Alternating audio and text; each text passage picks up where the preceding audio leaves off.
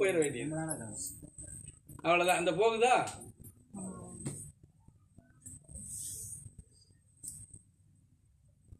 அந்த மாதிரி இருக்கும்போது நம்ம என்ன பண்ண முடியும் சொல்லுங்க பாப்போம். நெருக்கடி இருக்குமானா சத்தியமா இருக்கும். என்ன உங்க முன்னோர்ல இருந்து எல்லாரும் ஒப்பன்ல இருந்து எல்லாரும் அப்படியே புண்ணியத்தவே குமிச்சு சேர்த்து வச்சிருக்காங்களாக்கும்? கிடையவே கிடையாது. இன்னும் சொல்றான், நான் பார்த்ததுலேயே பெரிய அளவில் மேட்டு தெருவில் மாதிரி ஒரு பெரிய கர்மா பாவத்தை நான் எங்கேயும் பார்த்தது கிடையாது. ஆமாம், அந்த தெருவுக்குள்ளே போகிறதுக்கே பயந்துக்கிட்டு நான் போகிறதில்லை. இப்போ அவ்வளோ மோசமாக வச்சுக்கிட்டு அங்கேருந்து நம்ம வந்து ஒருத்தரை விடுதலை பண்ணி கொண்டு வர்றதுன்னா அவ்வளோ ஈஸி கிடையாது. சில நெருக்கடியை சந்திச்சு தான் நம்ம கொண்டு வரணும். அது ஒன்று. அதை விட அதுக்கப்புறம் இங்கே ராஜபாளையத்தில் ராஜேஷ் தெருவுக்குள்ளே ஒரு வீட்டுக்கு போனேன். ஒரு 100 வீட்டை கடந்து அந்த வீட்டுக்கு போனேன். எப்படா அந்த வீட்டை விட்டு வெளியேறி ஓடுவோம்னு இருந்துச்சு எனக்கு. அவங்க அதை விட கொடுமை. பூரா அம்புட்டு பேரும் பெரிய பெண் பாவத்தில் தான் வந்து கிடக்கான். அதனாலதான் இன்னைக்கு அவங்களுக்கு பொண்ணே கிடைக்காம அம்புட்டு பேரும் கல்யாணம் முடிக்காம அலைகிறான்.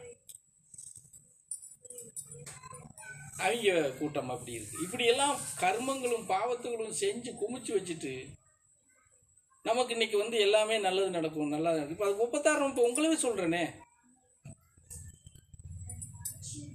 நீங்க 20 வருஷம் 22 வருஷம் திருப்பூர்ல இருந்திருக்கிறீங்க. 15 வருஷம் இருந்து அந்த ஊர்ல எப்படி இருக்காங்கிறது எனக்கு தெரியும்.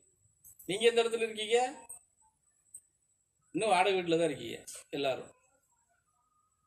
30 வருஷமே ஆயிடுச்சு.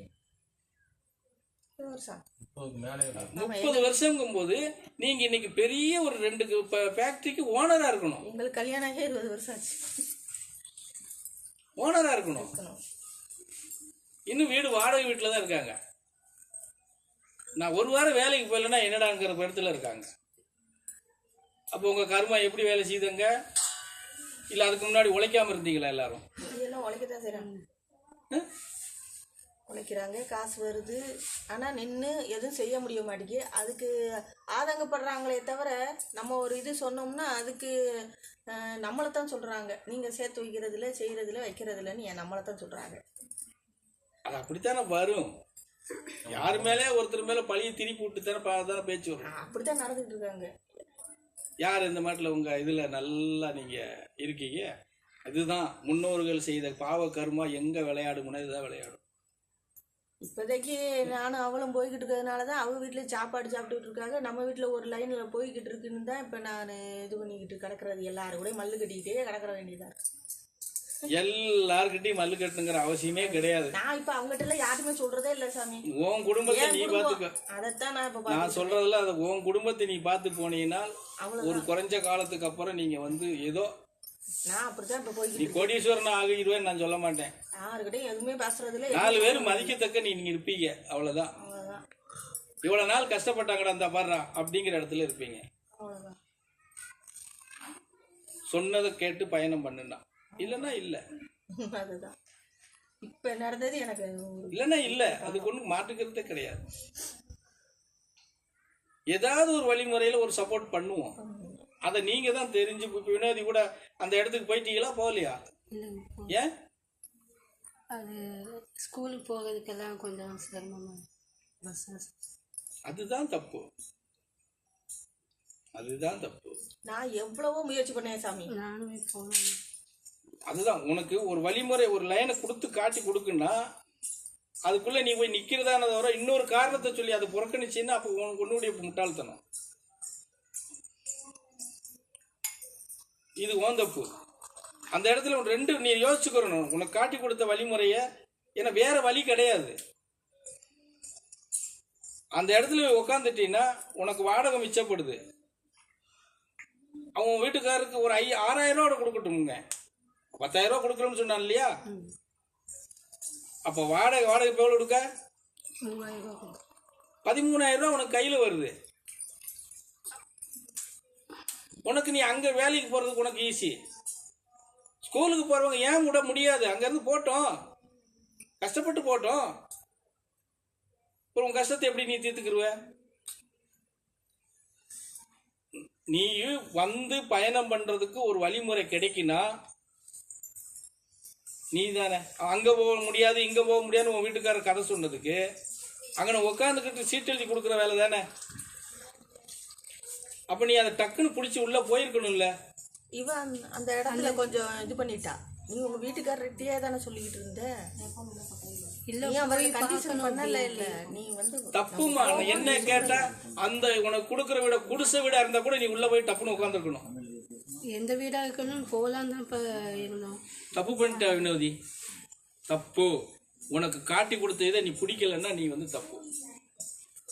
வேலைக்கு போக மாட்டான்னு சொன்னவனுக்கு 10,000 ரூபாய் கொடுக்குற வந்து இங்க உட்காந்துக்கன்னு சொல்றான், எங்க வந்து தங்கிக்கன்னு சொல்றான்னா ஓடி போய் உட்காந்துக்கிற வேண்டாமா? இப்படித்தான்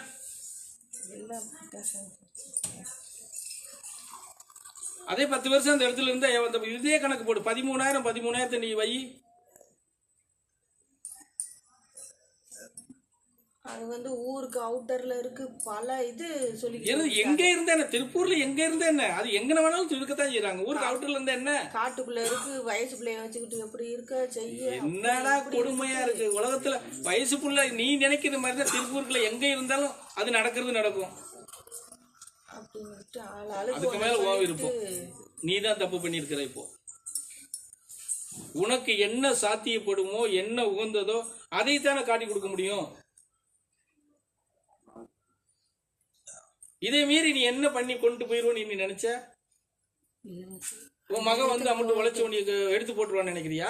அப்படியே அவளை நான் எதிர்பார்க்கவே இல்லையேப்பா. பைத்தியக்கார நாய்களா போய் உக்காந்து இருக்கணும். என்ன நீ பொண்ணுலயே வாச்சுக்கிட்டீங்களப்போ. இப்ப அந்த இடத்துக்கு ஆள் போயிட்டாங்களா வேற ஆளுங்க? என்ன போறீங்க? மரியாதையா சொல்றேன், போய் ஷிஃப்ட் ஆகு. சரிங்கப்பா. ஆமா, அது எங்க வேணாலும் இருக்கட்டும். அதெல்லாம் நீ உன் மகன் அந்த மாட்டில் பெரிய எப்படி சொல்றது உலக அலைகள் இருக்காளக்கும் கொண்டு போய் வச்சிருக்க முடியாது. குந்தாணி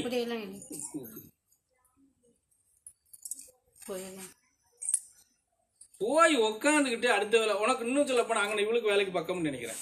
ஆமாம், எனக்குமே கொஞ்சம் தூரம் தான். வண்டியில தான் போயிட்டு வா. வண்டியில அது போயிட்டு வந்துடும்.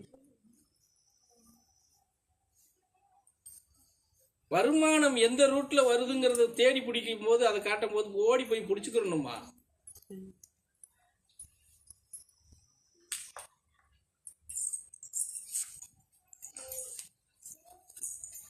பிடிச்சுக்கிட்டு நான் இப்பவும் சொல்றேன், உனக்கு என்ன வேணும்? நாத்தனா வேணுமா? என்ன வேணும்? அவங்க விரட்டி விட்டுட்டு நீ வாட்டுக்கு போய் உட்காரு.